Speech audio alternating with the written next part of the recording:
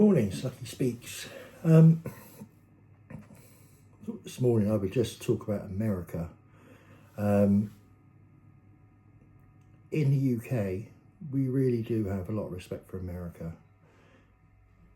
It might be that the BBC and ITV and all the rest of the mainstream media try to act as though they're some sort of agents on behalf of Keir Starmer or whatever it is, but we love America in this country, always have. For me, it started off when I was a little boy. Every program we watched on TV was an American sitcom. It was Flash Gordon, Buck Rogers, Mission Impossible.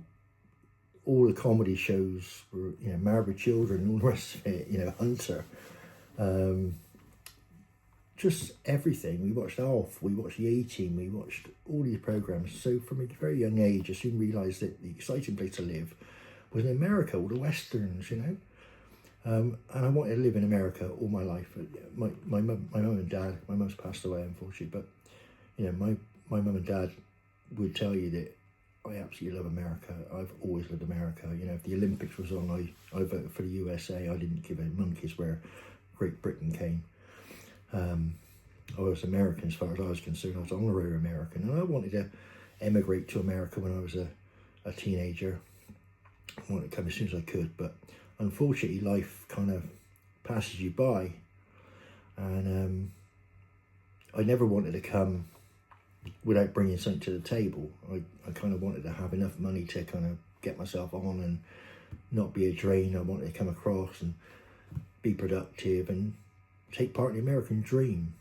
And unfortunately, as life moves on, you think, oh, I'm going to work towards this, but it doesn't really work out like that for many people, because you get caught up in, getting your job and getting on with your job and meeting girls, and women just, ruin my life, and they. But, you get dragged along. Before you know it, it's too late to kind of make that move early. Therefore, you start planning like I did. That instead I would retire and come to America with enough money to either just retire and enjoy the wonderful country it is, or get a business up and running and contribute that way. I visited America hundreds of times back since the 80s. I started coming, flying out and stuff. Eventually, as I got older, I had some heart attacks in 2008, and should have retired at that point, really. I was going to buy something in Las Vegas. We looked at houses and stuff like that, and properties.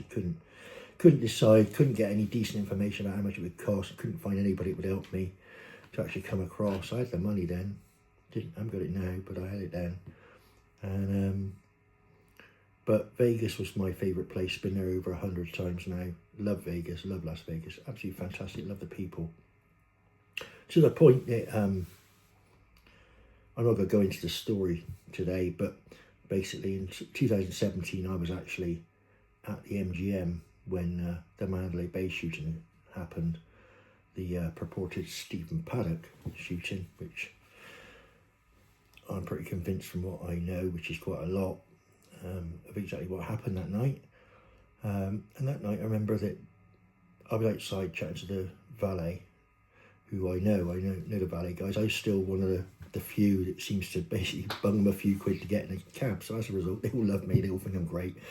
So I'm out there chatting to them, because I was, for some reason, I don't know what it was, but that night I wasn't just doing my usual Vegas thing of wandering around talking to people. I was just outside having a smoke and chatting to the valets and relaxing. And then we heard the noise, and I thought it was, at first I thought it was helicopters at first, the noise, it was so loud. And then I realised it was machine guns, and then I heard the screaming. And you in that situation, you either run away or you run towards it. And so I phoned up my missus and told her, look, put the news on. Text me, don't phone me, just text me what you see is going on in the news. I'm going to go find out for myself. Then I ran across, as a few did, we ran towards the festival ground where the scream was coming from. And then that embarked on a whole night of things that maybe one day I will do a podcast on it, but maybe I will, maybe I won't. I need to think a bit more about the respect for people that I'm going to talk about. But anyway, and that night I actually caught some shrapnel that got into my leg and made me the ill, disabled twat I am now, because that, poisoned my leg, and I ended up with something called lipodermal which has almost disabled me completely. Anyway, but even so, I go back to Vegas. I love Vegas. Someone said to me once when I got back, and I had PTSD for quite a while afterwards. Like I was, made me jump. If cars come past, it's ridiculous, really, what baby. But of course, the guys I was working with was some US Marines with me there that night, and they were awesome. And they just basically said to this English idiot who's with them, do this, do that, and order me back. So it was great. But it helps a lot of people that night. But someone said, "Oh, you must be frightened of going back to Vegas. You must hate it." It's like, no. When that machine gun, what went through my mind with that machine gun was, how dare someone attack Americans? I was absolutely livid. I was so angry that anyone had the audacity to attack Americans in America. I was absolutely livid, so I flew over there and I kept going. I didn't stop all night. 6 o'clock in the morning, I ended up going back to my room because I thought I'd better show my face to the missus. And there was nothing more we could do on the strip. I mean, there was nothing else we could be doing. So we all went back. And my intention was, have a shower and go to sleep because I'd been up all night, But, I couldn't. So I had a shower, cleaned myself up and realised, because when I took my shoe off, it was full of blood and my leg was open. Bandaged myself up and I went down to breakfast and watched the news change at 9 o'clock from multiple shooters on the strip, terrorism, blah, blah, blah, blah, blah, to 9 o'clock it became lone wolf shooter, Stephen Paddock, here's his brother. Bullshit.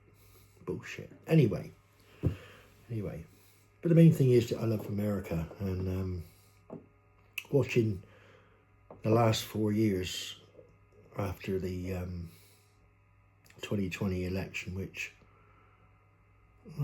I can't believe, from being on the ground in America a lot leading up to that election, there's no way that Biden got enough votes. But look, it happened. And I think America needed it to happen in a way to show the world and Americans exactly how bad the Democrats have become for you guys. They're an absolute shower.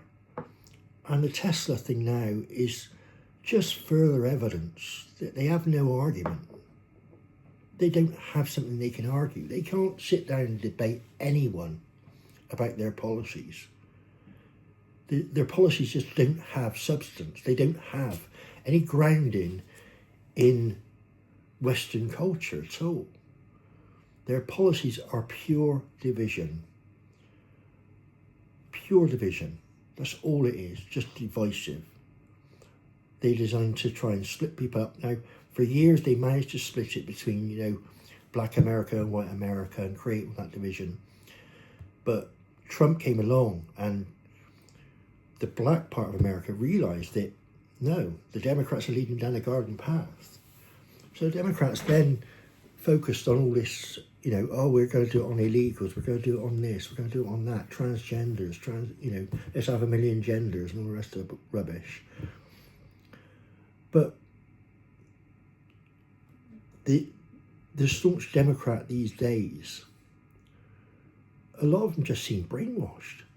Just brainwashed. They can't make any sense of anything. You cannot talk to them. You watch people that have tried to go to these protests and try and talk to them and said, let's have a conversation. What do you want to talk about? And they go, oh, well, they're doing this, they're doing that. Elon Musk is stop this and stop that. It's all stuff that he hadn't touched. Medicaid and things like that. He hadn't touched it. Oh, well, he's making everybody pick a gender. But hold on a minute, that's just biology. For thousands of years, we've known there's men and women. And that anything other than that is actually a condition. Now, it might be a natural condition. It might be, there's nothing wrong with, being a man trapped in a woman's body, I suppose. But you still can't ignore the biology of it. Just because your brain chemistry is a bit off, that's, unfortunately, that's a fact of life. And you can't argue with it. But they're using that to destroy what America stands for. And I grew up knowing America was strong. I watched Ronald Reagan with our Prime Minister, Mrs. Thatcher. I mean, what a power couple those two were. My God. No one in the world took any attempt at them. My God. Those two were proper. They wanted the best for the West, and that was the end of it. And if you didn't like it, you could go away. America now has that back with Trump. And for all the moaning and whining from the Democrats, all he is doing with his team is trying his best to make America great again. If they could only sit back and let him do his job and measure on the results, if in a year's time it's all gone to pot, they got a point then, haven't they? They'd be able to say, oh, look, we give you a go. We kept out of it. You got voted in. We accept what the people said.